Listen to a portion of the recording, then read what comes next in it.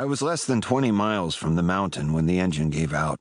Smoke billowed from the hood, and Red Sovine stopped singing.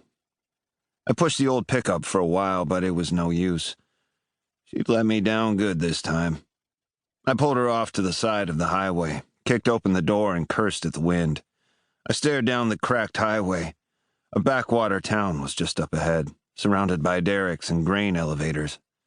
I grabbed my army-issue duffel bag from the bed, pulled on my camouflage jacket, and started limping down the asphalt. The town was called Stratton, and it wasn't much. Just brick buildings and rotting bungalows and poor man shacks all dropped haphazardly by God after a 2-week bender.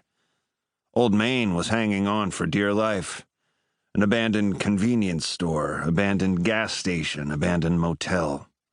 Rusted signs and boarded-up windows. The wind was blowing hard and mean. I pulled up the collar of my jacket and buried my hands in my pockets. I caught a glimpse of myself in a darkened window and shivered.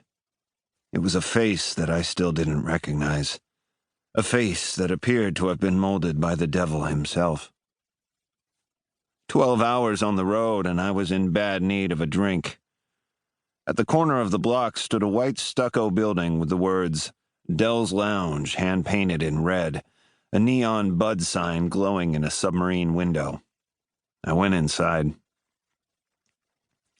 The floor was concrete and the tables were wooden.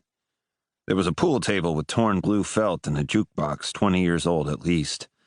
A burly fellow with a red handlebar mustache sat at the counter drinking from a Coors can, his overalls smeared with paint or blood, while an old man with a rosacea nose sat in a vinyl booth, arms cradling a tumbler of bourbon.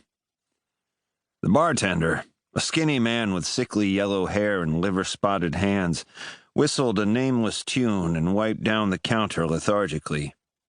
Head down, floor creaking, I walked across the room and sat at a corner table, back to the bar.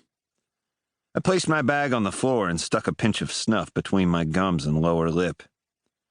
After a few minutes, I heard footsteps. I didn't turn around.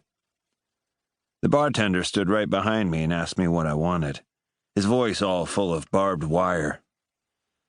"Bottle of beer," I said. "Cold." "Don't you want some food? We got hamburgers and hot dogs and the best barbecue pork in town."